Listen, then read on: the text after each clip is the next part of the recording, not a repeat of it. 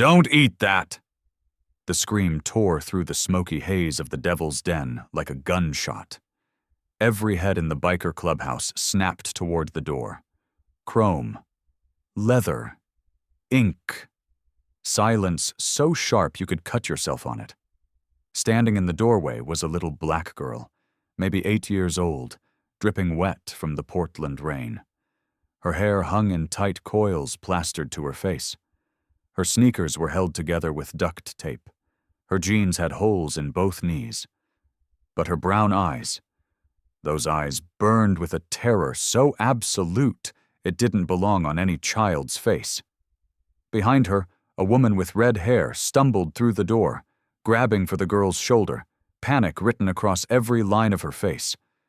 The little girl staggered forward, pointing at the plate in front of Jackson Reaper Stone, 42 years old, president of the Hells Angels Oregon chapter, a man so feared that grown men crossed the street when they saw his Harley coming. "Please, sir," the girl gasped, her small hand shaking as she pointed. "Don't eat! Please don't eat!" 15 bikers reached for their weapons. Knives, guns, chains. The woman threw herself in front of the child like a human shield. Reaper raised one tattooed hand. Everyone froze. "Why?" His voice was gravel and whiskey. "How does a little girl know what's in my food?" The red-haired woman tightened her grip on the child's shoulders. "Please believe her." Her voice trembled but held firm. "She's telling the truth." The girl's lips quivered. "Because," she whispered, "because I saw him put poison in it." The whole room went electric. Reaper's jaw clenched. His fork stopped 3 inches from his mouth. And then the little girl said one sentence that turned everything Reaper thought he knew about loyalty into ash. "Yesterday, he tried to poison Aunt Scarlett and me too." The red-haired woman, Scarlett, pulled the child closer, her face going white as she confirmed it. "She's telling the truth. We almost died last night." In that moment, the most dangerous man in Portland understood this wasn't just about poison. It was about betrayal. It was about secrets buried 7 years deep. And the key to all of it was standing in front of him, an 8-year-old black girl barefoot and trembling, and a white woman willing to die to protect her. Comment where you're listening from. Subscribe to channel. Let me tell you who this little girl really was. Her name was Maya Washington, 8 years old. Born in North Portland, in a 2-bedroom apartment on Alberta Street, where the walls were so thin you could hear your neighbors' arguments, and the sirens never stopped. Maya's mother, Keisha Washington, had been a single mom working 2 jobs: breakfast shift at a diner on MLK Boulevard, night shift cleaning offices downtown. Maya barely saw her mother except for the 20 minutes between jobs when Keisha would sprint home, make sure Maya had eaten the dinner she'd left in the microwave, kiss her forehead, and disappear again into the night. But here's what nobody knew. Maya was brilliant, not just smart for her age. Brilliant in a way that scared teachers who weren't used to seeing a little black girl from the projects correcting their math on the board. By the time she was 6, she was reading at a 10th grade level. By 7, she'd taught herself basic chemistry using library books and YouTube videos on the computer at the community center. And she remembered everything. Every face, every detail, every conversation she overheard while adults thought she wasn't paying attention. That gift was about to save lives. Maya's mother died 3 months ago. Breast cancer. Stage 4 by the time they caught it, because Keisha didn't have insurance and kept working through the pain until she collapsed at the diner one morning and never got back up. The funeral was small. Just Maya, Aunt Scarlett, and 3 women from the church Keisha used to attend when she had time. Scarlett Brennan wasn't blood family. She was Keisha's best friend from nursing school, before Keisha had to drop out when she got pregnant with Maya.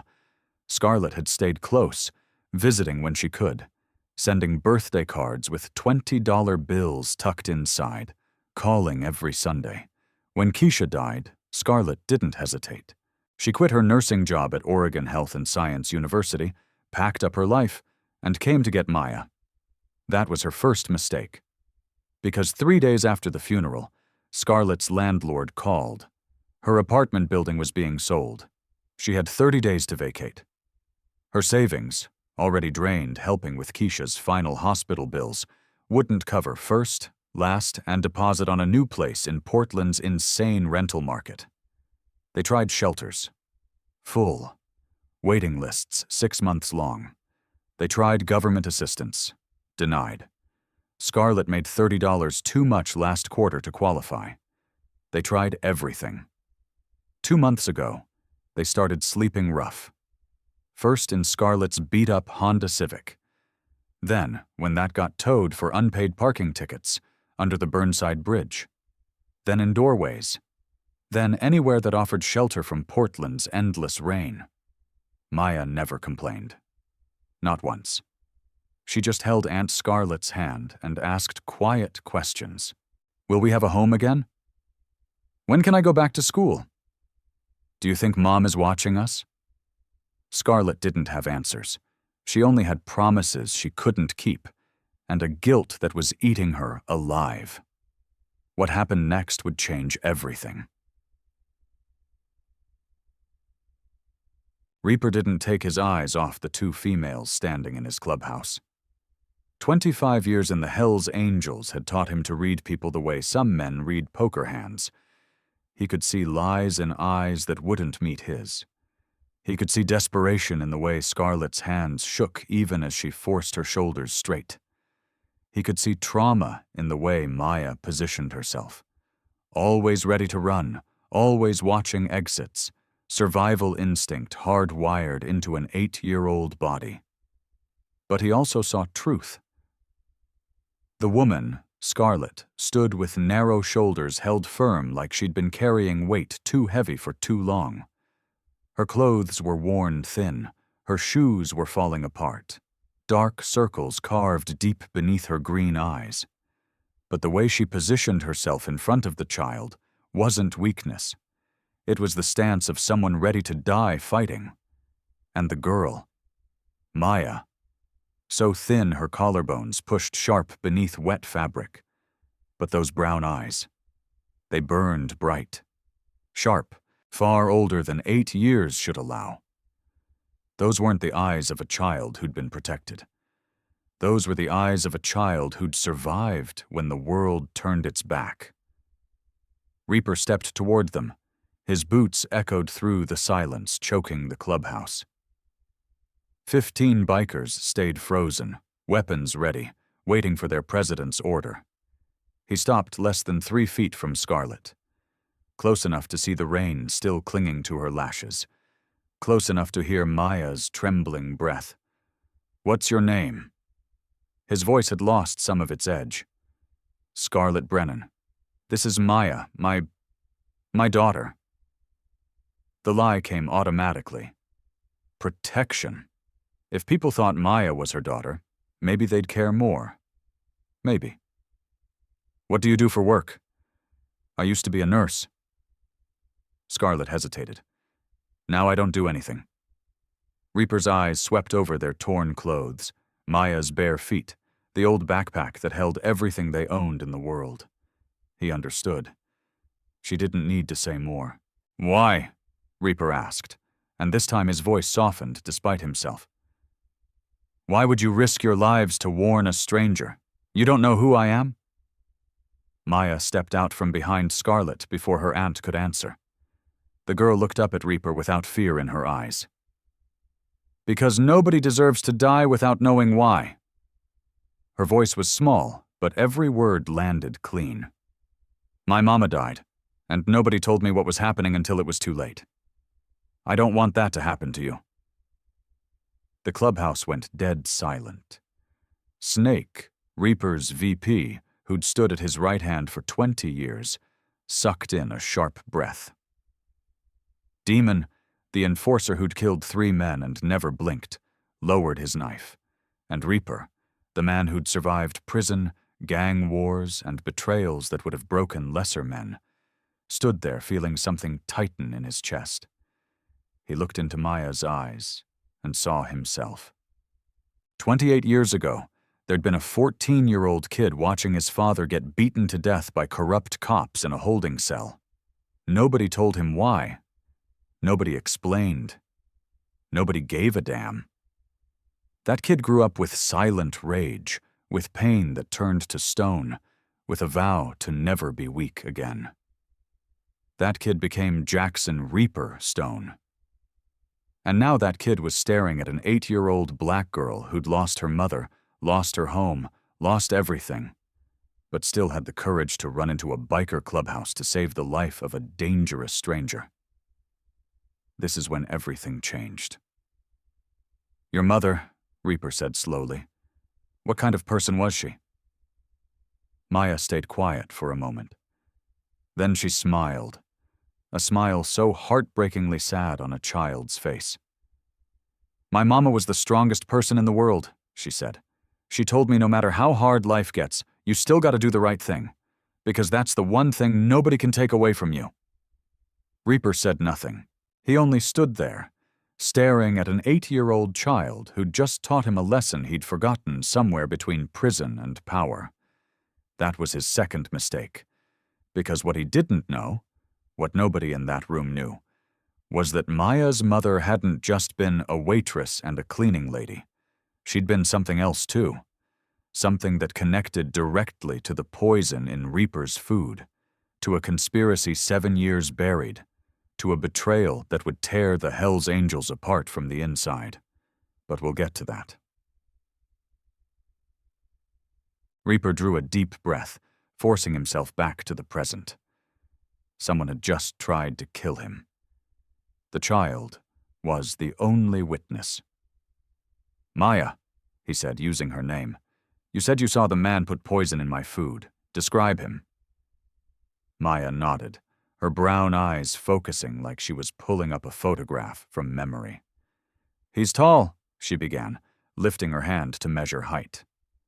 "Tall like you, maybe shorter. Brown hair but gray at the temples. White man. Maybe 50, maybe 60. Reaper listened, face giving nothing away. That description matched half the men in Portland. "Anything else?" Maya closed her eyes for a second. "He has a scar. Right here." She pointed to the space between her thumb and index finger on her left hand. "White scar about as long as my finger, like somebody cut him deep." Reaper felt like someone had punched him in the throat. 11 years ago, in a territory dispute with the Mongols down in California, he'd broken a bottle and cut a man's hand defending himself. That man later became one of Reaper's most trusted brothers in the club. That man was Marcus Ghost Coleman. "Anything else?" Reaper's voice was rough now, almost a whisper. Maya nodded. "He was wearing a really nice watch. Black face, silver rim, with a skull on it. I remember because my mama used to show me pictures of watches in magazines and said maybe one day when things got better, she'd buy me something nice. A Harley-Davidson limited edition chronograph. Black face, silver rim, skull at 12 o'clock. Reaper had personally given that watch to Ghost the day he made him Sergeant-at-Arms 12 years ago. That watch should have been buried with Ghost in the cemetery on the east side 7 years ago. Reaper had stood beside the grave. He'd watched the casket lowered into the ground. He'd thrown the first handful of dirt with his own hand. And yet an 8-year-old girl was telling him she'd seen that watch on the wrist of a living man. A man who'd just tried to poison him. Snake stepped forward, his face going pale. "Prez," he whispered, voice shaking. "If it's Ghost, that means—" Reaper lifted a hand for silence. He turned to Scarlet, who still stood tense and ready. "You said he tried to kill you two last night. Tell me exactly what happened." Scarlet took a deep breath, like she was pulling courage from somewhere she didn't know she still had. "We sleep under the steel bridge, near the old warehouse district. Last night around 2 in the morning, a man came. He brought food, said he wanted to help us." She stopped, tightening her hand on Maya's shoulder. At first I thought he was kind. But Maya... She looked down at her niece with an expression caught between pride and heartbreak.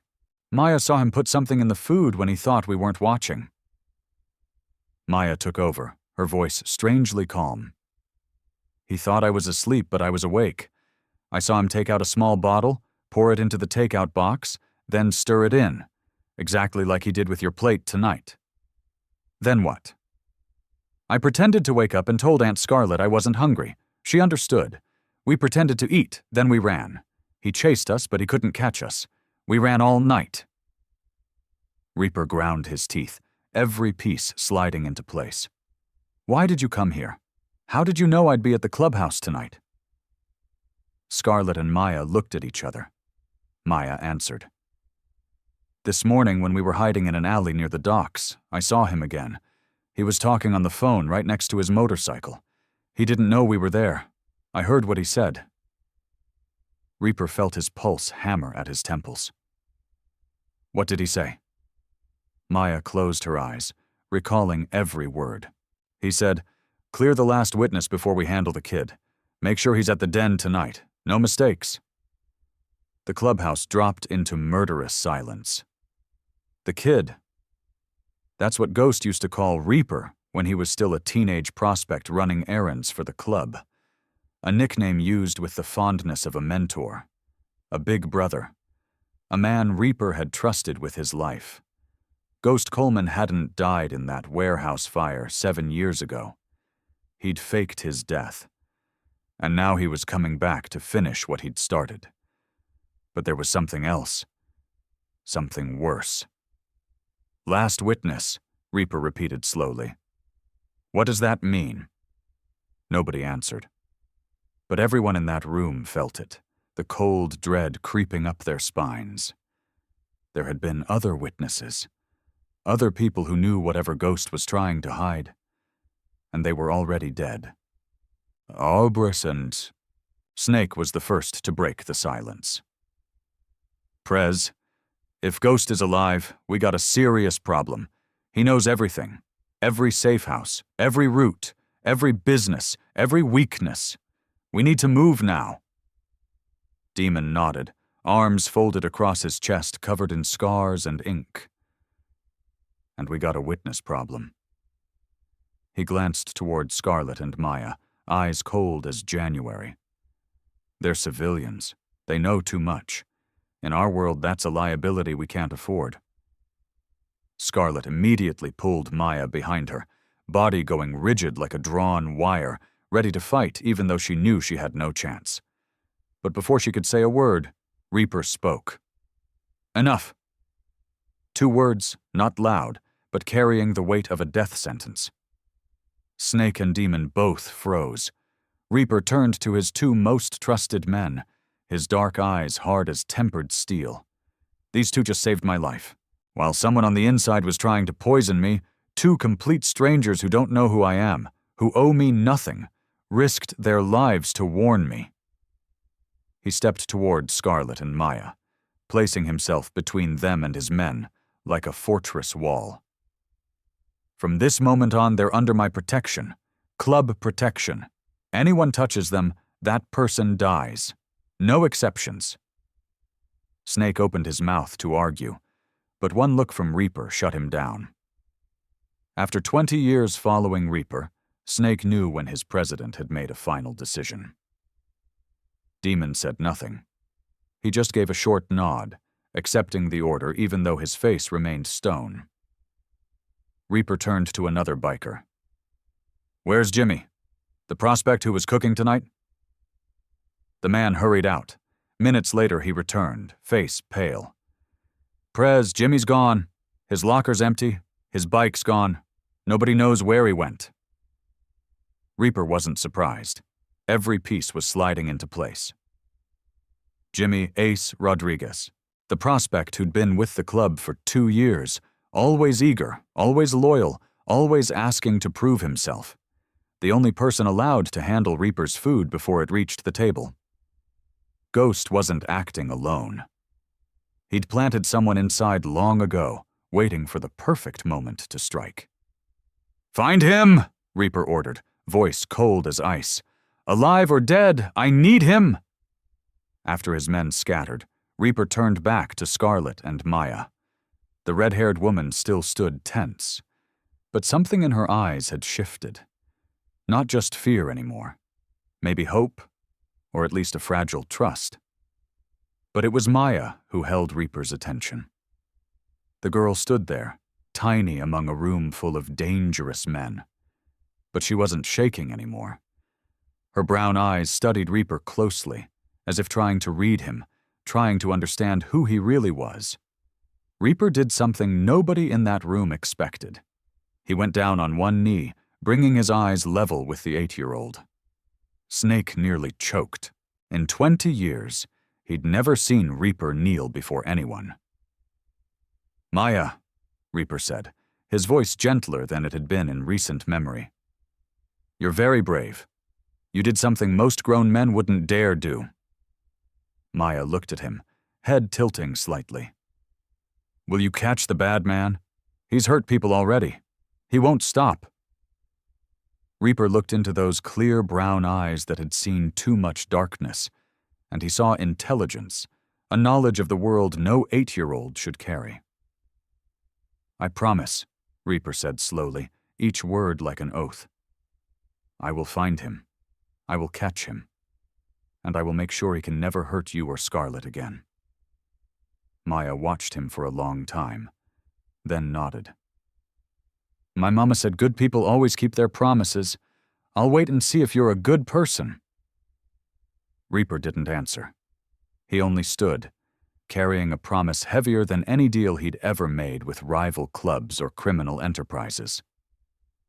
This is when he made a choice that would cost everything. The black Harley-Davidson roared through Portland's rainy streets. Behind Reaper, Maya sat holding tight to his leather cut, her small arms wrapped around his waist. Scarlet rode behind Snake on a second bike, her red hair whipping in the wind. Outside, neon lights blinked, and traffic still moved like the world had no idea an assassination had almost happened in a biker clubhouse 30 minutes ago. They pulled up to the Hells Angels compound on the east side, 3 acres of land surrounded by chain-link fence topped with razor wire. Guard dogs patrolling, cameras everywhere. This wasn't a home. This was a fortress. Maya awoke fully when the bikes stopped at the gate. She rubbed her eyes, looked through the fence, and her mouth fell open. "This place is huge," she whispered, brown eyes wide. "It's bigger than my whole apartment building." Scarlet said nothing, only squeezed her niece's hand. She was overwhelmed, too.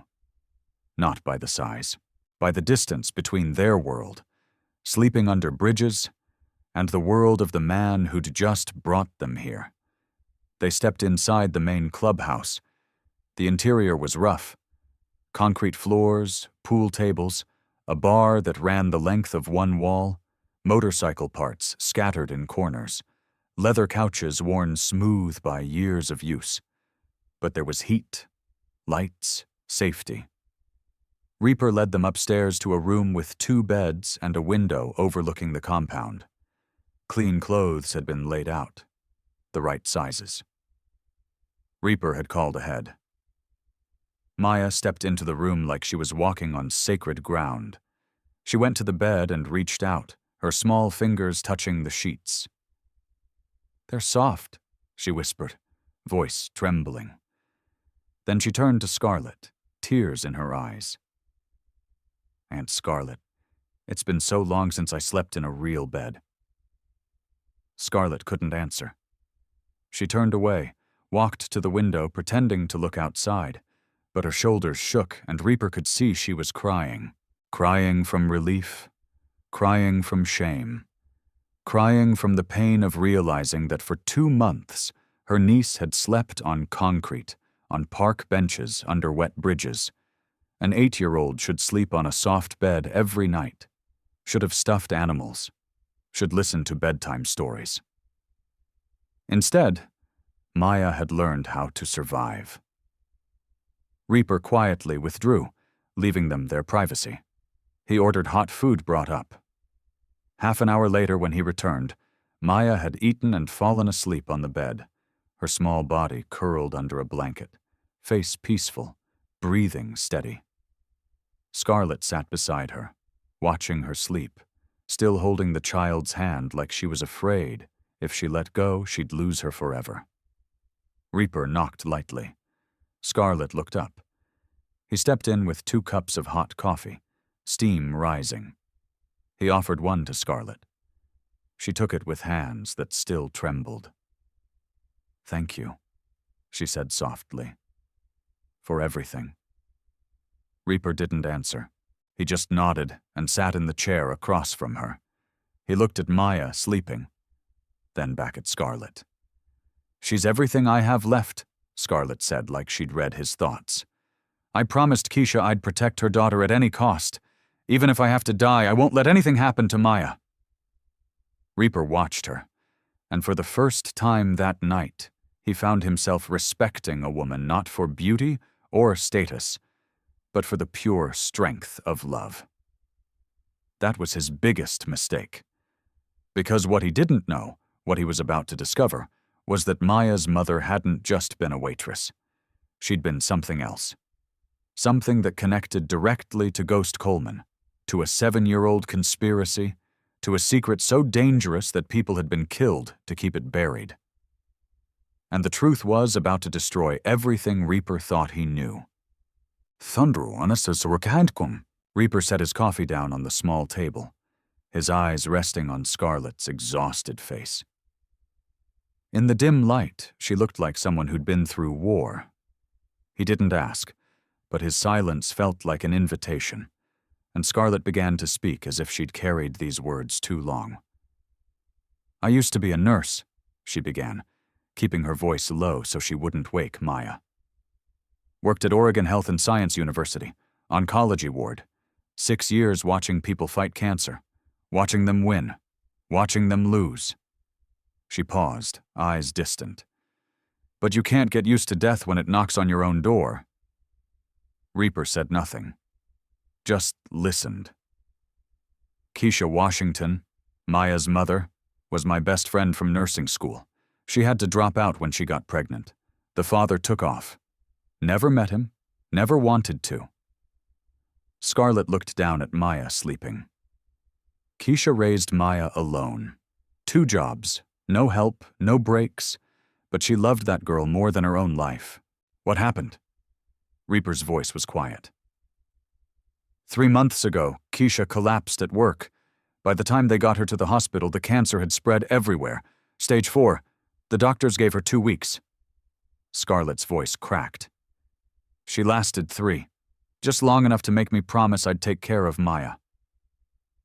Reaper heard the shift in Scarlett's voice, memory turning to bitterness. "I quit my job to take care of them. Used all my savings for hospital bills. Then Keisha died. Then my landlord kicked me out. Then the money ran out. Then we were on the street." She looked at Reaper, eyes red but burning. 2 months we survived out there. Maya never complained once. Not about being hungry, not about being cold, not about sleeping on concrete. She just held my hand and said, 'It's okay, Aunt Scarlett. We still have each other.' An 8-year-old child, mother dead, no home, no future, and she was the one keeping me strong." Scarlett's hands shook. That's why when she saw that man poison your food, she didn't hesitate. Because even though we have nothing, she still believes in doing the right thing. Her mother taught her that. Reaper stayed silent for a long time after Scarlett finished. Inside his mind, pieces were beginning to click together. Something was wrong here. The timing was too perfect to be coincidence. He pulled out his phone and called Tommy Numbers Park, the club's financial guy and best information digger. Tommy answered after 1 ring. "Yeah, Prez? I need you to look into someone. Keisha Washington.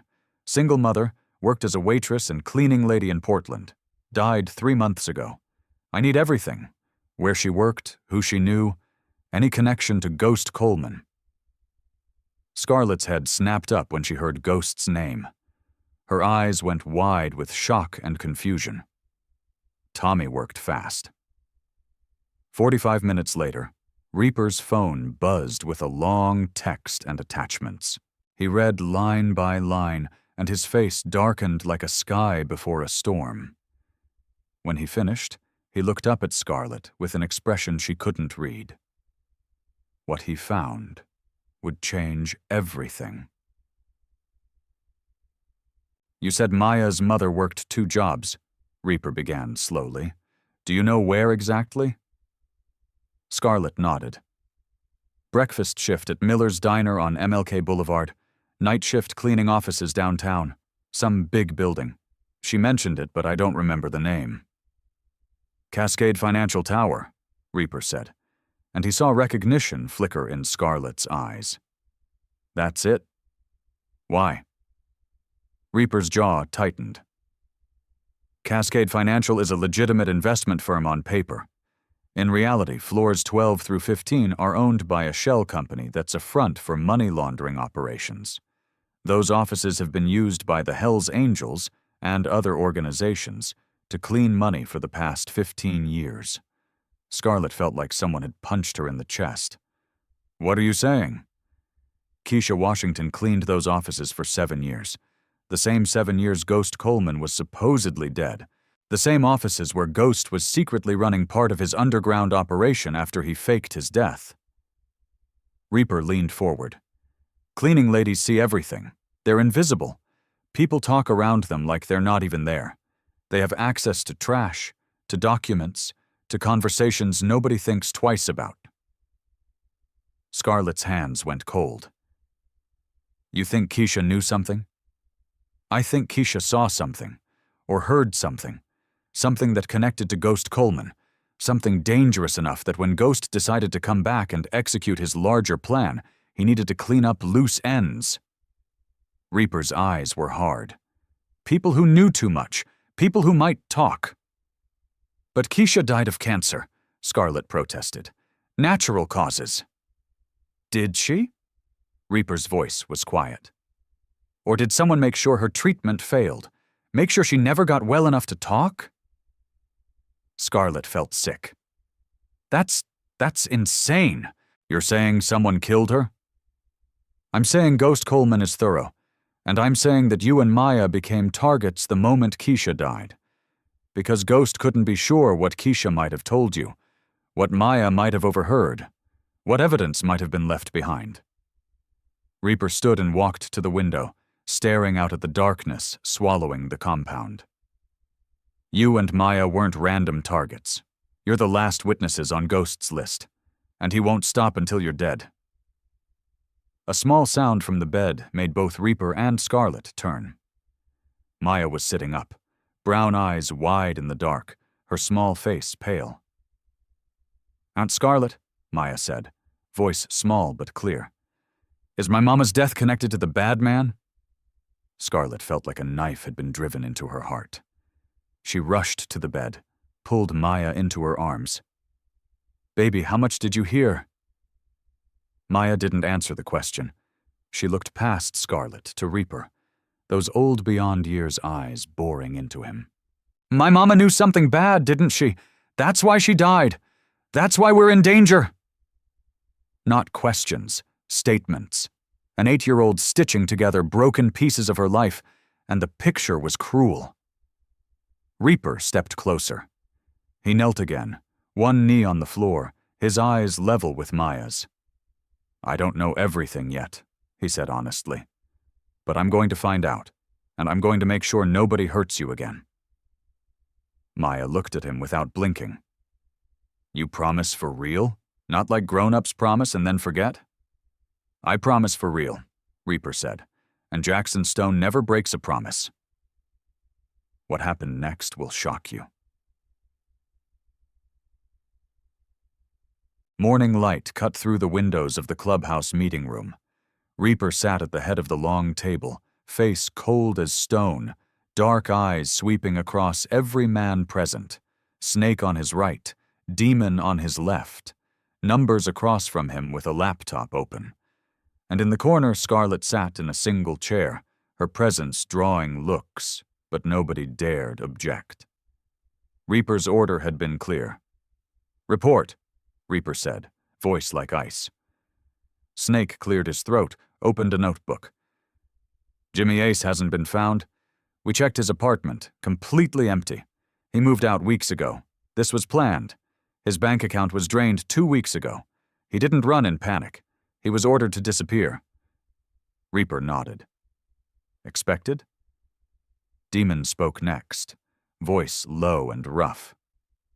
"4 brothers have been missing since last night. Checked their houses. 2 aren't there. 1 was found unconscious in his truck with a head injury. The 4th, haven't located yet." Numbers continued, fingers moving across the keyboard. "Reviewed security footage from the docks. Unusual activity around 3 in the morning. At least 6 unfamiliar vehicles. No plates. They stayed about 2 hours, then left." Reaper's hands tightened on the chair arms.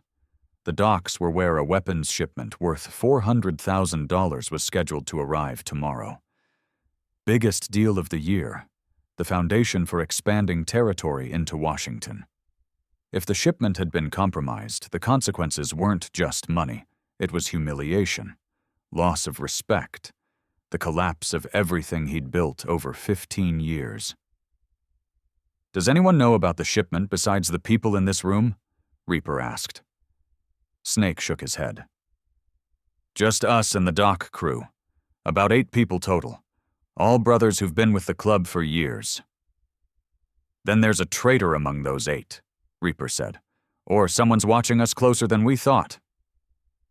Scarlet sat quietly, listening to details she didn't fully understand. But when she heard about the docks and the shipment, she suddenly remembered something. She stood.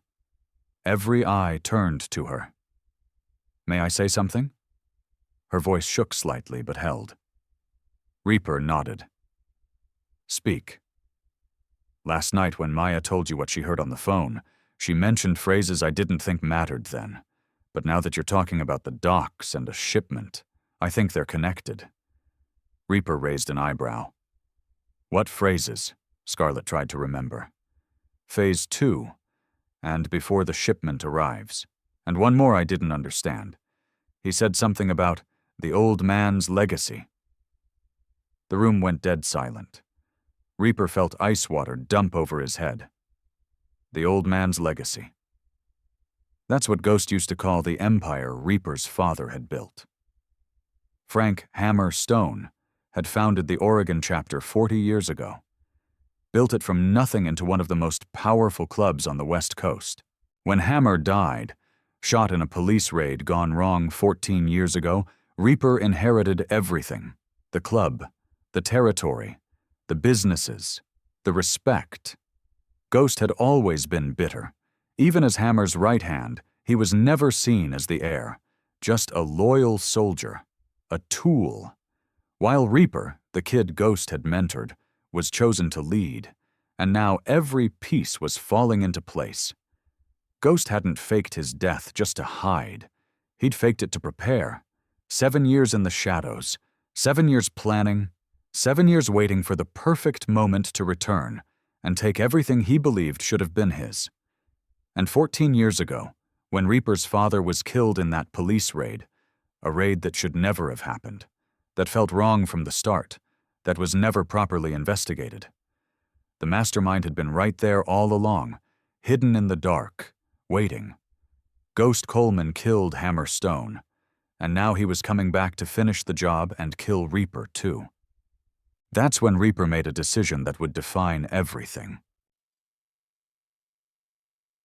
Reaper rose from the table, face stone cold, but in his eyes burned a fire everyone who knew him recognized as controlled rage. He slipped into his leather cut, checked the gun under his jacket, then ordered Demon and 4 brothers to ready the bikes. They were riding to the docks, to see the situation firsthand. As Reaper walked down the corridor toward the exit, a small voice behind him made him stop. "Mr. Reaper." He turned. Maya stood at the top of the stairs, hair braided neatly, new clothes fitting her small frame. Scarlet stood behind her, hand on the child's shoulder, worry in her eyes.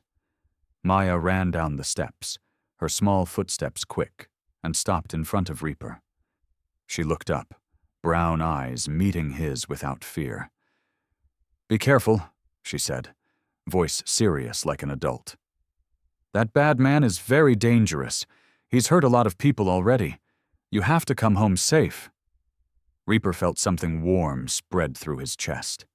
Something he thought had died long ago.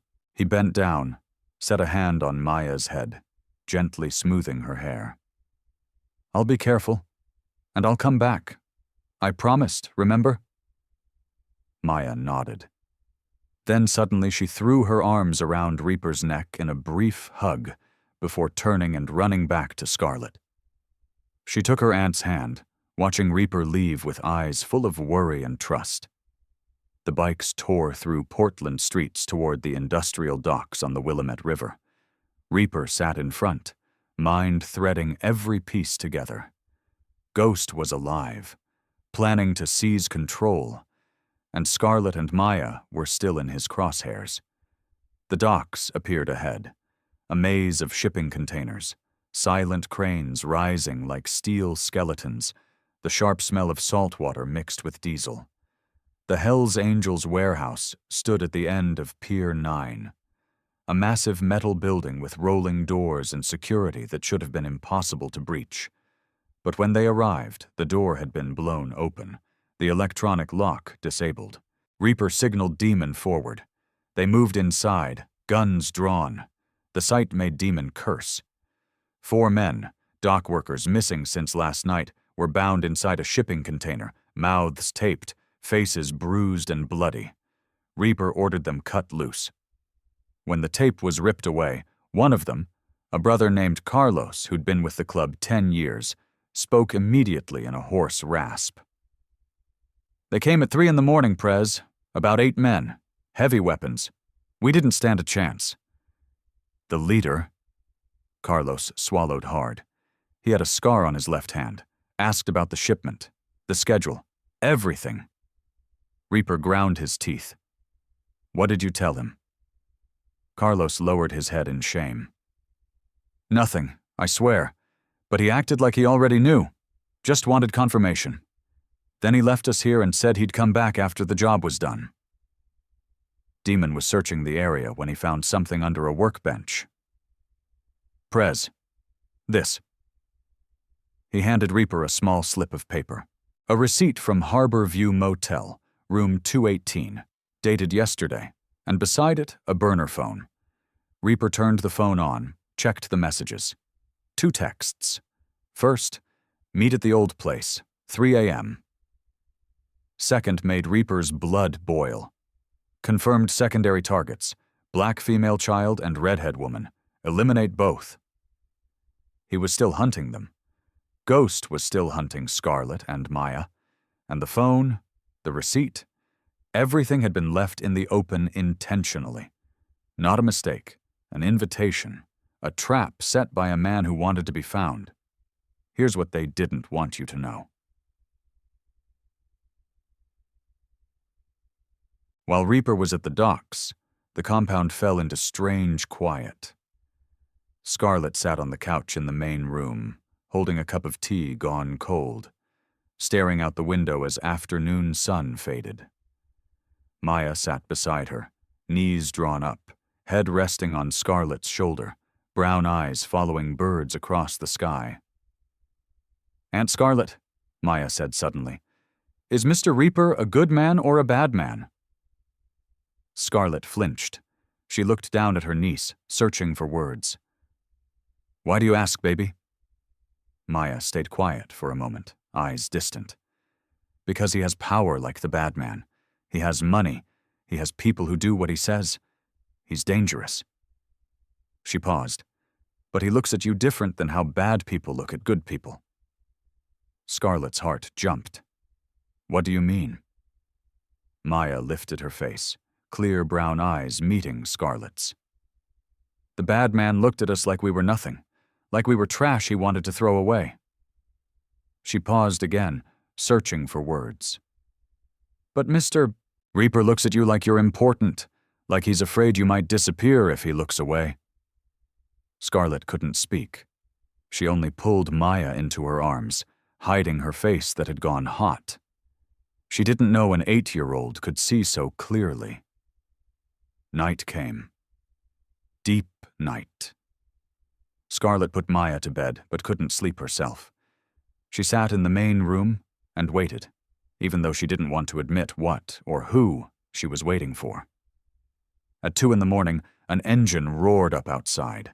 Scarlett stood, heart racing, and stepped into the hall just as Reaper walked in.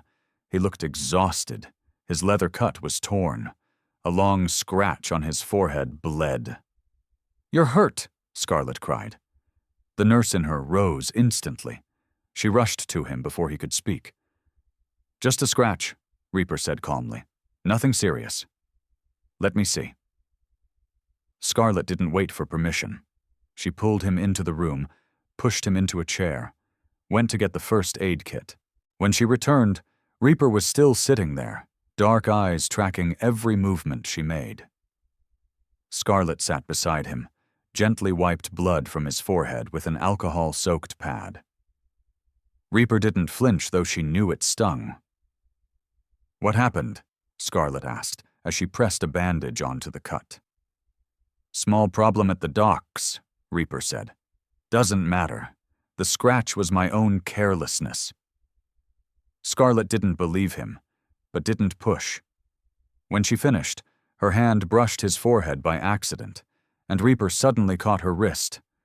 Not hard, not threatening, just a gentle hold, like he needed something steady. "My father was shot in front of me," Reaper said suddenly, voice low and far away. "In a police raid. I was 14, standing right there when it happened." Scarlett froze, afraid any movement might make him stop. "He was unarmed," Reaper continued, eyes fixed on nothing. "Surrendering. They shot him anyway. Said he reached for a weapon. Lie, I saw everything." He went quiet, jaw clenched.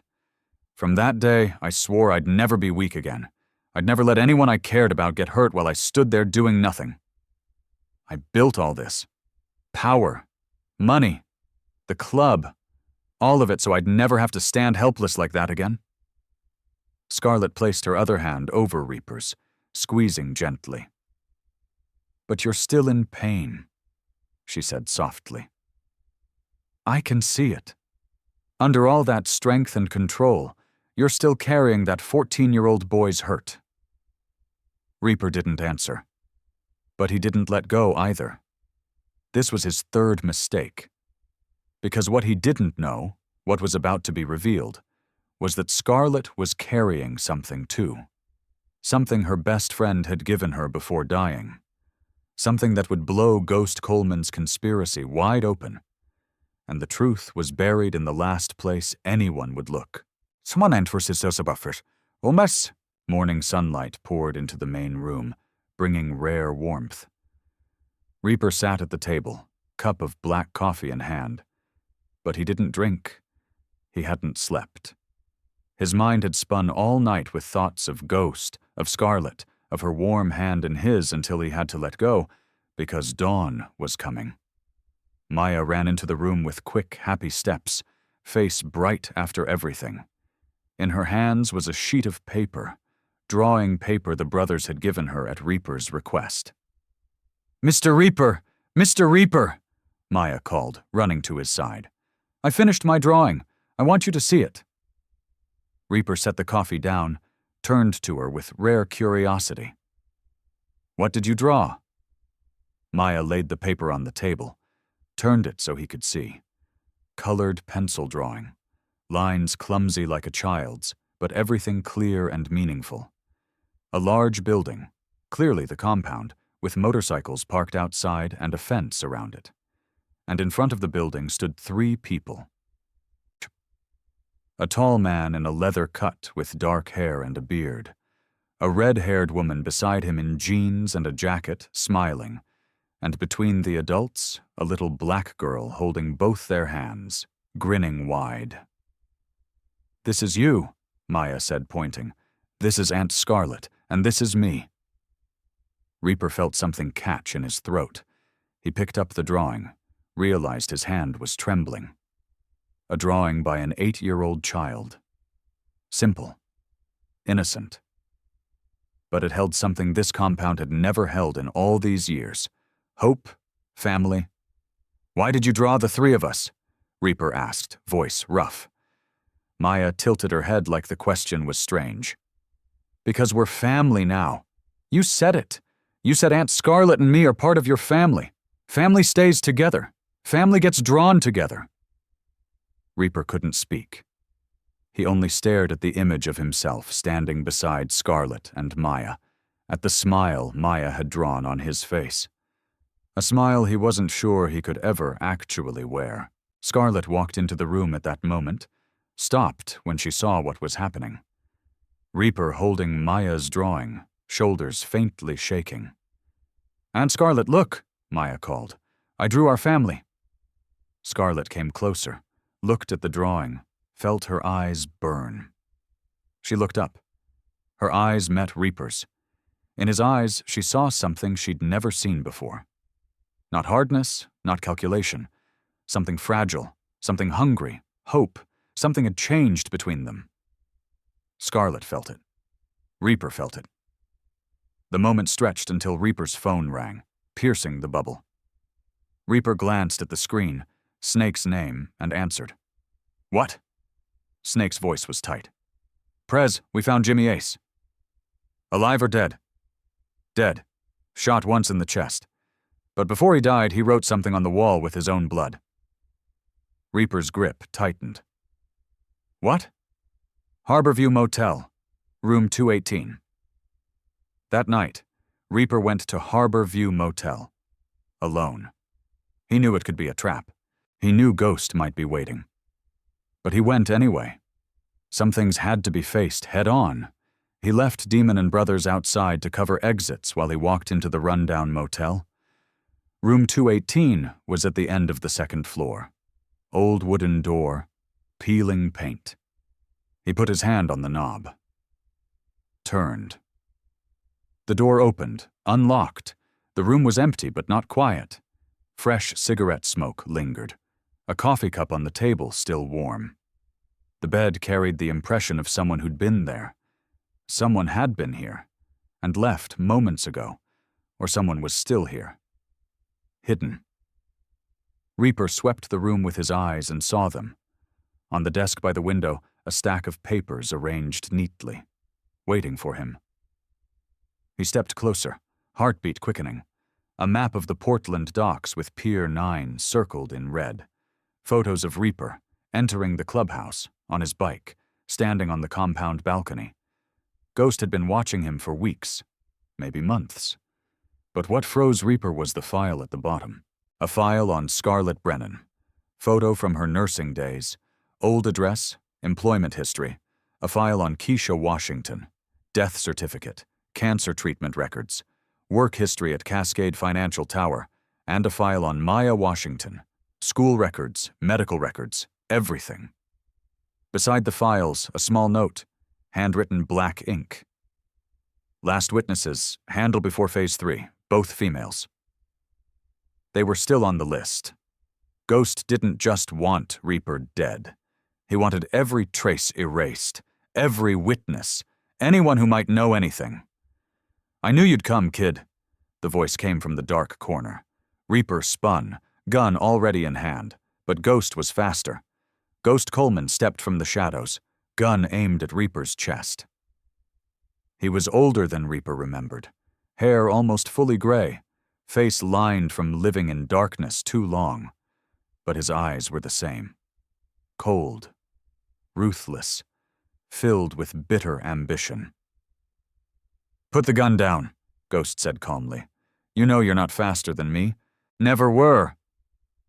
Reaper didn't lower his gun, but he didn't fire. He needed answers before one of them fell. "Why?" Reaper asked, voice ice. "Why fake your death? Why come back? And why did you kill my father?" Ghost laughed, dry, humorless. "Your father," Great Hammerstone. You want to know why I killed him?" He stepped forward slowly, gun trained on Reaper. "Because he was a fool. Wanted to go legitimate, wash everything clean, work with the cops, the government, abandon everything that made us powerful." Ghost's eyes hardened. "And worse, he wanted to hand everything to you. A kid who'd never earned it. A kid raised soft while I had to kill for every scrap of respect. I spent my whole life building this empire, and Hammer wanted to give it to a son who only knew books and bikes." He stopped, staring at Reaper with pure hatred. "I couldn't let that happen." "So you killed him," Reaper said, voice shaking with rage. "In front of me. Made me watch." Ghost shrugged, without regret. "I wanted you to see. Wanted you to know power has a price. Wanted you to grow up afraid." He smiled. "And you did exactly what I wanted.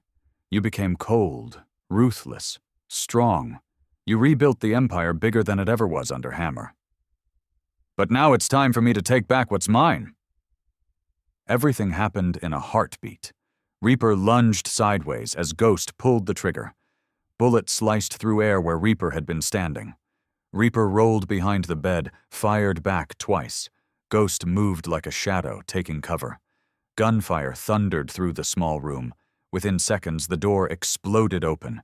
Demon rushed in, gun raised, 2 brothers behind him, but they weren't the only ones. From the next room, from the hallway, from every direction, Ghost's men poured out. The firefight turned the motel into hell. Gunshots cracked, glass shattered, men screamed, bodies hit the floor.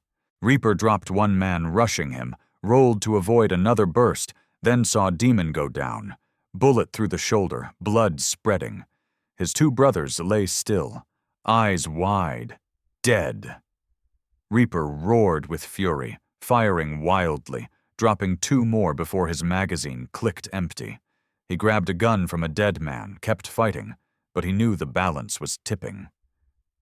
Too many of them. In the chaos, Ghost's voice came from somewhere in darkness, calm as if sipping tea. "You want to know what happened to Keisha Washington?" Reaper didn't answer. Too busy dropping another man. "Keisha didn't just clean offices," Ghost continued. "She was smart, observant. She saw documents she shouldn't have seen, heard conversations she shouldn't have heard. She knew about my operations, about the money, about everything I'd hidden for 7 years. So I made sure her cancer treatment failed, made sure she never got well enough to talk." Reaper felt sick. "But before she died," Ghost went on, "she wrote everything down, gave it to someone she trusted, her best friend." Reaper's heart stopped. "Scarlett Brennan has evidence that could destroy me. She might not even know what she's carrying. But Maya might have heard something, seen something. That's why they have to die. Both of them.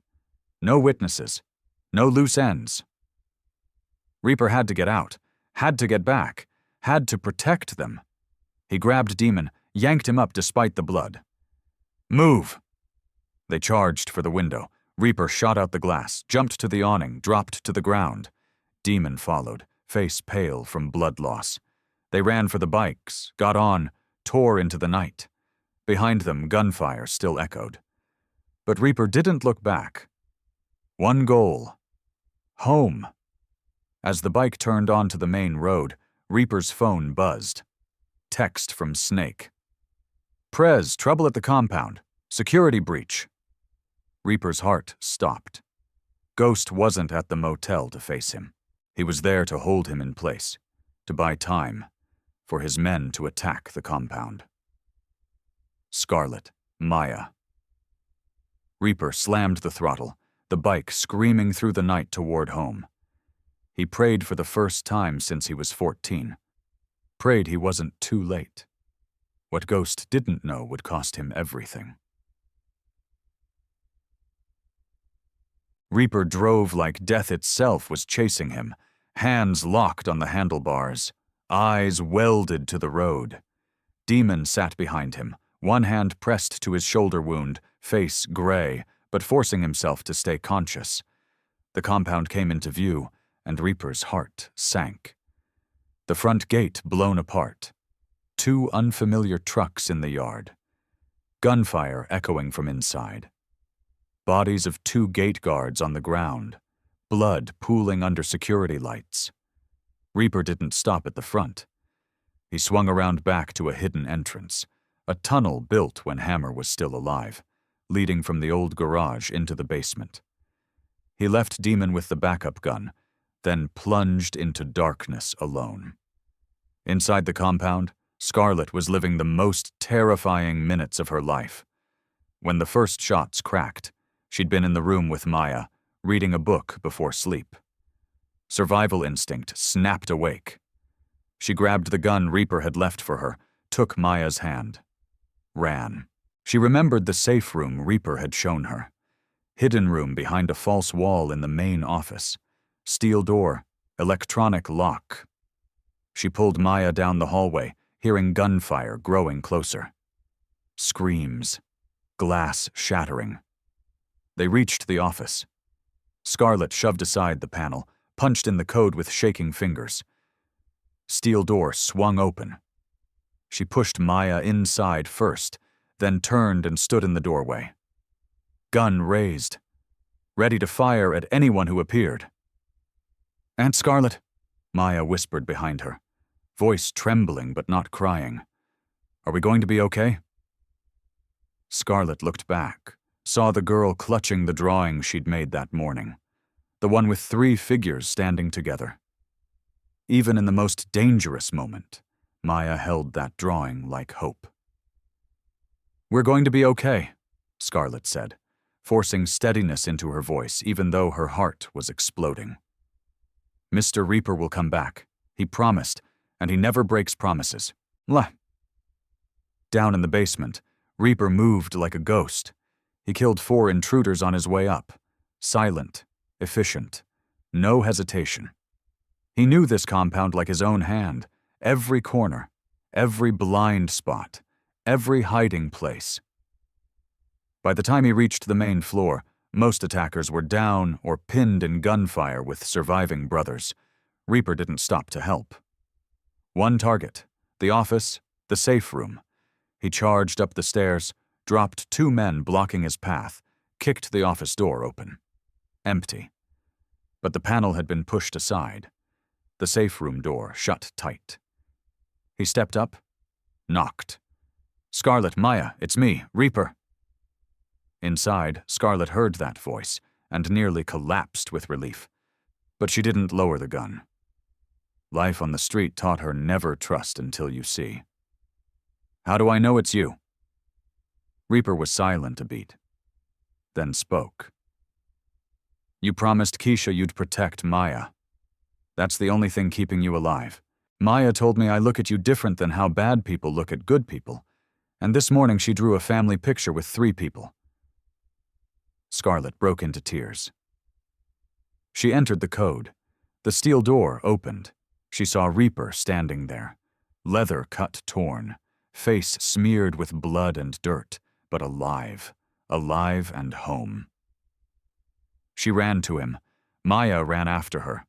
Reaper did something he'd never done in his life, opened his arms and pulled them both in, held them tight like if he let go they'd vanish, held them like a man who'd been lost in darkness too long and finally found light.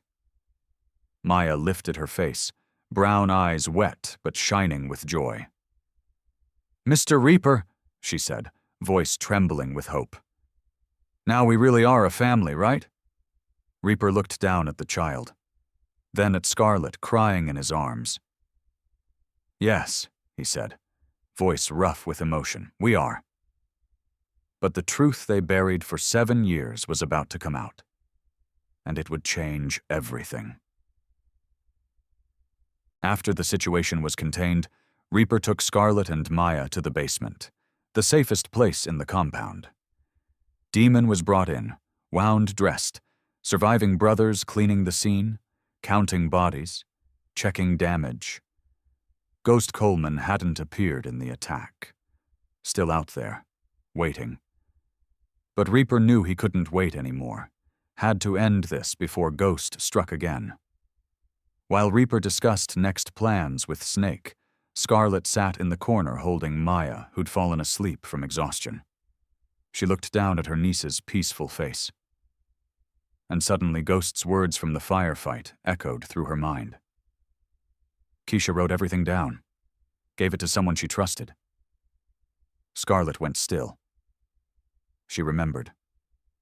Before Keisha died, in the final days when her friend was so weak she could barely speak, Keisha had handed her an envelope, sealed. Keisha said only one sentence: "Don't open it until you truly need it." Scarlet had kept that envelope in the pocket of her old coat, the coat she wore through 2 months on the streets. She'd never opened it, thought it was only a goodbye letter, her friend's last words. She hadn't had the courage to read it, afraid if she did, she'd fall apart. "Reaper," Scarlet called, voice shaking. "I think I have something you need." Reaper turned, eyes questioning. Scarlet gently laid Maya on the couch, then stood and searched through the few belongings she'd brought. Her old coat at the bottom of the bag. In the inner pocket, the envelope. Creased, but unbroken. She held it out with trembling hands. "Keisha gave this to me before she died. I never opened it. Don't know what's inside." Reaper took the envelope, stared at it, then carefully tore it open. Inside, a small black USB drive and a handwritten letter on white paper. Writing weak and unsteady. The script of someone living her last days. Reaper read the letter out loud so Scarlet could hear. "My dearest Scarlet, when you read these lines, I will no longer be in this world. I'm sorry for hiding so much from you. I didn't want you pulled into this chaos, but now I have no choice. For 7 years, I cleaned offices at Cascade Financial Tower. What I saw there, what I heard, it's all on this USB. I witnessed meetings, recorded conversations when I could, copied documents people left in trash bins thinking cleaning ladies don't read. Money laundering, drug trafficking, murder for hire. All of it run by a man named Ghost Coleman through a biker gang called the Hells Angels. But there's more. I found proof of a 14-year-old murder. A biker named Hammer Stone. The police said he was killed in a raid. But it was an execution. Ordered by Ghost Coleman. Covered up with help from corrupt cops. I don't know what to do with this information. I'm too weak. Too afraid. And I know if Ghost finds out, he'll kill me. He'll kill you. He'll kill Maya. But I believe in you. I believe you'll know what to do. I believe you'll find a way to protect my baby girl. Keep her safe. That's all I ask. Forever yours, Keisha." Reaper set the letter down, hand tightening around the USB, like he was holding the keys to the universe. He plugged it into Number's laptop. When the data files filled the screen, he understood what Keisha Washington had given him. The most valuable gift possible. Proof. Proof of every crime Ghost Coleman committed. Proof of the murder of Hammer Stone. Enough to bury Ghost forever. "This is everything we need," Reaper said, voice cold but eyes burning. "This is everything we need to end it. Have you ever discovered a truth that powerful people buried? Drop your story in the comments."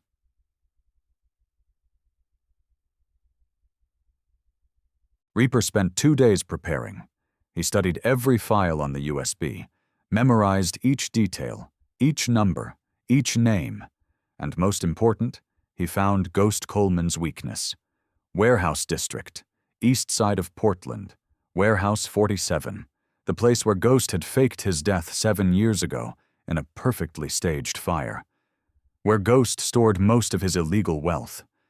The secret command center of the network he built while hiding. And where Reaper would end everything. He sent Ghost a simple message through one of the men they'd captured. "Warehouse 47, midnight. I have what you want, and I know you'll come." Reaper knew Ghost couldn't ignore it.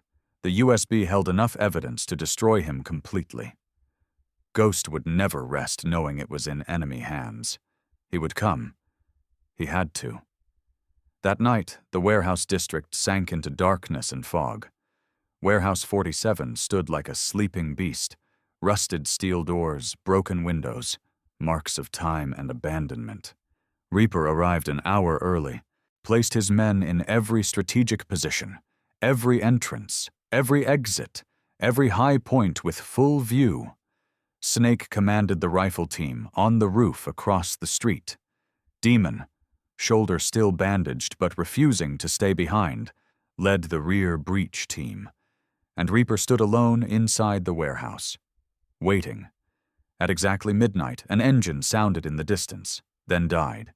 Footsteps echoed across cracked concrete. Ghost Coleman walked in, alone, as if he feared nothing. Black leather, gray hair slicked back, a smile so confident it turned arrogant. "You came here alone, kid," Ghost said, voice echoing through empty space. "Thought you were smarter than that?" Reaper didn't answer right away, only stood, dark eyes locked on the man who killed his father, who tried to kill him, who threatened the people he loved. "I didn't come to fight, Ghost. I came to end this." Ghost laughed, cold sound rolling through darkness. "End it? What you gonna do? Hand the USB to the cops? I got people in every precinct, every agency. Your evidence will vanish before ink dries on an arrest warrant." "I'm not giving it to the cops," Reaper said, voice ice. "I'm giving it to the press, to the FBI, to every organization you can't buy. And I already sent copies to 20 different addresses with instructions to release them if I don't come home before dawn." The smile vanished from Ghost's mouth. For the first time, worry crossed his eyes. "You wouldn't dare," he snarled. "I already did," Reaper said, "but first I want you to know something." He stepped forward, moonlight cutting through broken window onto his face. "I'm not my father. I don't want to go legitimate or make peace, but I'm not you either. I don't kill for ambition or greed. I have principles. My principle is protecting family." "Family?" Ghost scoffed. "What family? Your father's dead. You got no wife, no kids. You're just a lonely man pretending he's a king." "I have family," Reaper said. And for the first time that night, his voice warmed. "A brave woman who risked her life to save mine, and an 8-year-old girl who taught me that even in darkness, you can still find light. They are my family, and I will protect them at any cost." Ghost stared at Reaper like trying to understand the man in front of him. Then he drew his gun, fast as lightning, aiming at Reaper's chest. But before he could pull the trigger, gunfire erupted from every direction. Reaper's team surged in from all sides, flashlights, shouted commands bouncing through the warehouse. Ghost's men, hidden outside waiting for orders, were wiped out within minutes. The firefight was brutal and short. Reaper had prepared too well. Ghost had underestimated him too much. When the smoke cleared, Ghost Coleman was on his knees on cold concrete. Gun kicked away, hands raised in surrender. Blood ran from a wound in his shoulder. But he was alive. Reaper walked up, gun aimed at Ghost's head. He looked down at the man who killed his father, who ruined countless lives, who tried to kill the people Reaper loved. "You won't kill me," Ghost said, trying to keep confidence even in desperation. "You just said you have principles. You're not a cold-blooded killer." Reaper looked at him, eyes steady and unmoved. "Yes," he said slowly. "I have principles. My principle is protecting family." A gunshot cracked through the night. Ghost Coleman fell, eyes wide, staring up at the dark warehouse ceiling, the same place where 7 years earlier he'd pretended to die to begin his plan for power. Now he was truly dead. On this same cold concrete, Reaper stood over the body for a long time, then turned away and walked out of the warehouse without looking back. "You can't threaten anyone anymore," he said to the darkness. Never again. Share this story with someone who needs to hear it. 1 year later, the Hells Angels compound was no longer the cold fortress it once was. Maya's laughter echoed through the hallways, small footsteps running each morning. "Aunt Scarlet, Mr. Reaper," ringing out whenever she discovered something new in the wide yard. The heavy chain link had been replaced with wooden fence. Guard dogs retired. The place felt less like a prison, more like a home. Scarlet had returned to nursing, community clinic in North Portland, same neighborhood where she and Maya had wandered homeless. She chose it not for pay or reputation, but because she wanted to help people like she used to be. People without insurance, without homes, without anyone who cared. Reaper offered to build her a private hospital. Scarlet refused, said she didn't need luxury, just needed to do what she loved, beside the people she loved. Maya now attended public school nearby, had friends, teachers who saw her brilliance and encouraged it, a normal life every child deserves. She was no longer the thin child sleeping under bridges. Her cheeks were full now, eyes bright. Smile became the light of the whole compound. That night, the three of them sat around the dinner table, a family dinner, something Reaper hadn't had since Hammer died. Maya talked about her day at school, about a science project where she got first place, about a new friend named Destiny. Scarlet laughed and added stories from the clinic, patients she'd helped. And Reaper, the man once called cold as winter, sat listening with a soft smile he never believed he could wear again. After dinner, Maya ran to get the new picture she'd drawn. This one different from the first. Still the big compound, still 3 people standing in front. But beside the compound, another smaller building with a scribbled line beneath it. "What's this?" Reaper asked. "A shelter," Maya explained, brown eyes lighting up. "For people who don't have homes, like me and Aunt Scarlet before. I think you should build a place like that so other people have somewhere safe when it rains." Reaper said nothing, only bent down, pulled the girl into his arms, thought it was the best idea he'd ever heard. That night after Maya was asleep, Scarlet and Reaper stood by the window looking out at the yard under moonlight. For a long time, they didn't speak, just stood close, feeling each other's warmth. "Do you ever regret it?" Reaper asked. "That night, running into a biker clubhouse." Scarlet smiled, turned toward him. "Never, because that night I found home." Reaper didn't answer with words. He only took her hand, squeezed gently, and the two of them kept looking out into the night. The darkness was no longer frightening, because they had found light in each other. So let me ask you something. Have you ever been in a situation where the system failed you, where the people who were supposed to protect you, the authorities, the institutions, the ones with power, turned their backs? Where you had to survive on your own because nobody else cared? Have you ever been invisible, ignored, dismissed because of where you came from or what you looked like? Have you ever discovered a truth that powerful people wanted buried? Have you ever had to choose between staying safe and doing what's right? Drop your story in the comments. Not the sanitized version, the real version. Because here's what this story is really about. It's not about bikers or criminals or revenge. It's about a system that lets children sleep on concrete while billionaires hoard wealth. It's about how the most vulnerable among us, a homeless 8-year-old black girl, can have more courage than grown men with power. It's about how family isn't defined by blood. It's defined by who shows up, who protects you, who keeps promises when the world turns its back. Maya didn't save Reaper's life because she wanted something in return. She saved him because her mother taught her that doing the right thing is the one thing nobody can take away from you. Even when you have nothing. Even when you're invisible. Even when the world has given up on you. You still have your integrity, your courage, your humanity, and sometimes that's enough to change everything. Share this story.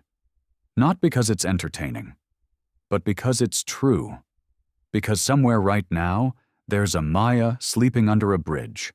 There's a Scarlett who lost everything trying to do the right thing. There's a Keisha working herself to death with no safety net. And they need to know they're not alone. They need to know that courage matters, that speaking up matters, that fighting back matters, even when the odds are impossible, even when the powerful want you silent, even when nobody else is listening. Your voice matters. Your story matters. You matter. Subscribe to Channel for more stories about people who refused to stay down, who fought systems designed to crush them, who found family in unexpected places, who proved that power isn't about money or position, it's about integrity and courage. Stay just, stay loud, stay free. Comment where you're listening from. And remember, the people who save us are rarely the heroes we expect. Sometimes they're the ones the world forgot. The invisible ones, the powerless ones, the ones with nothing left to lose except their humanity. And that's the one thing they'll never give up.